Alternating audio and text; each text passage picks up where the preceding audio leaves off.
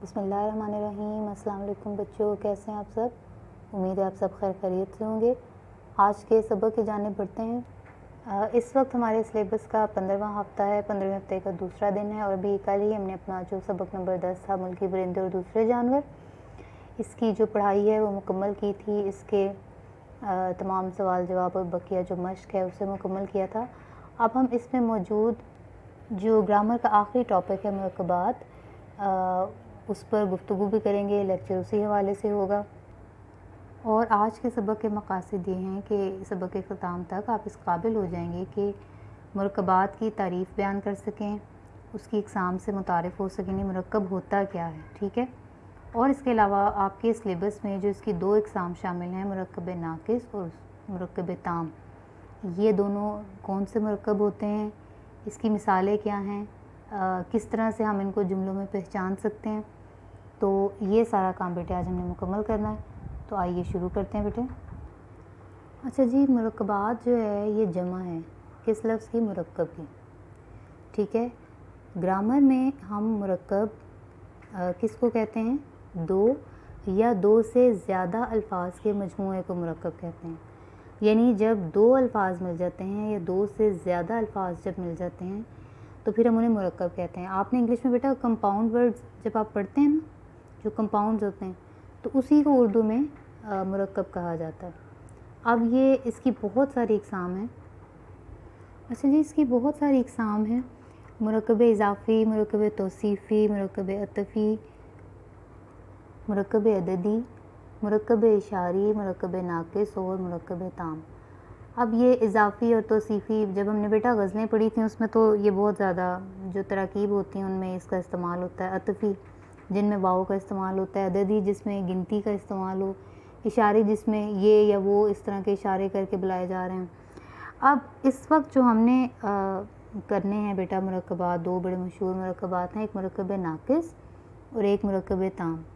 آپ نے یہ بات یاد رکھنی ہے کہ مرکب کہتے کسے ہیں؟ 2 یا 2 سے زیادہ الفاظ کو۔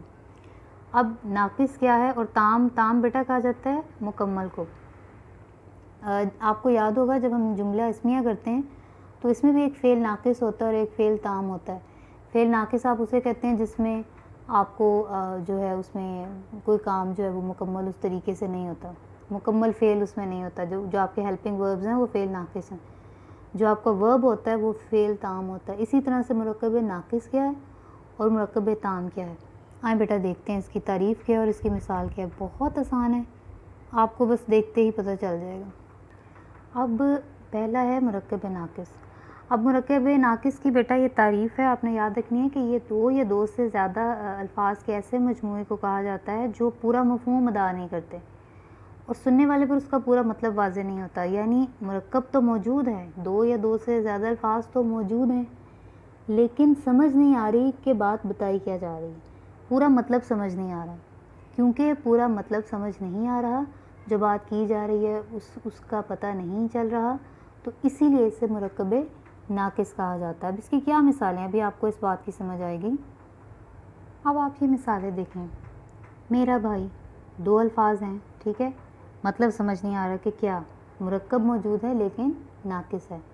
کرسی پر یا 4 آم، مضبوط دیوار یا قیمتی گھڑی۔ اب دیکھیں بیٹے یہ ہیں سارے کے سارے مرکبات، کیونکہ اس میں 2 الفاظ کم از کم موجود ہیں، ٹھیک ہے، لیکن کیونکہ اس میں سننے والے پر مطلب واضح نہیں ہو رہا، یعنی مجھے نہیں پتہ چل رہا کہ میرا بھائی آگے کیا بات کہنا چاہ رہے ہیں، تو یہ کہلائے گا مرکب ناقص، ٹھیک ہے۔ اب ہم کرتے ہیں، سمجھ آ گئی بیٹے کہ مرکب ناقص کیا ہوتا ہے؟ یعنی 2 یا 2 الفاظ سے زیادہ ایسے الفاظ کا مجموعہ جو پورا مطلب واضح نہیں کرتا، یعنی مرکب موجود ہے، مفہوم واضح نہیں ہو رہا، اسے کہا جائے گا مرکب ناقص۔ اور مرکب تام کیا ہے؟ اب مرکب تام جو ہے وہ مرکب ناقص کا بالکل الٹ ہے، یعنی 2 یا 2 سے زیادہ لفظوں کا ایسا مجموعہ جو پورا مفہوم ادا کرے اور سننے والے پر اس کا مطلب بھی اچھی طرح واضح ہو، یعنی پورا مفہوم، پوری جو بات کی جا رہی ہے اسے مکمل بھی کیا جائے اور آپ کو سمجھ بھی آ جائے، اسی لیے مرکب تام کو جملہ بھی کہا جاتا ہے۔ یہ بات آپ نے یاد رکھنی ہے، آپ سے MCQs میں پوچھی جا سکتی ہے، میں آپ کو مثالیں بتاتی ہوں۔ اب اچھا جی، مرکب جو ناقص تھا اس میں کیا لکھا تھا؟ میرا بھائی کرسی پر، 4 آم، مضبوط دیوار، یہ قیمتی گھڑی۔ اب آپ نے اس کو مرکب تام میں تبدیل کیا تو آپ کیا کریں گے؟ جو پہلے مرکب ناقص تھے نا وہ میں نے انڈر لائن کر دیا، آپ کو اندازہ ہو کہ یہ تام میں کیسے تبدیل ہوتے ہیں۔ اب مرکب تام میں یہ مکمل جملہ بھی بن گیا نا۔ ابھی آپ کو میں نے بتایا کہ اس کو جملہ بھی کہتے ہیں، یعنی میرا بھائی بیمار ہے، وہ کرسی پر کا کیا ہوگا؟ وہ کرسی پر بیٹھا ہے۔ میں نے 4 آم خریدے۔ مضبوط دیوار کا کیا کریں گے؟ یہ دیوار یا یہ کرسی بڑی مضبوط ہے۔ قیمتی گھڑی کا کیا ہوگا؟ اسلم نے ایک قیمتی گھڑی چرائی۔ یعنی پورا مفہوم سمجھ آ رہا ہے اور پوری بات واضح ہو گئی اور سننے والے پر مطلب بھی واضح ہو گیا، جملے کا جملہ بن گیا، تو اس کو کہا جاتا ہے مرکبات۔ تو بیٹے امید ہے کہ آپ لوگوں کو اچھی طرح سے سمجھ آ گئی ہوگا۔ ہم نے آج مرکبات کی تعریف کی، مرکب کیا ہوتا ہے، پھر تھوڑی سی اس کی ہم نے اقسام دیکھیں، مرکب ناقص اور تام کی ہم نے تعریف کی اور مثالوں کے ساتھ میں نے تو اس کا واضح کیا۔ اب آپ اس کا ہوم ورک بیٹا دیکھ لیں۔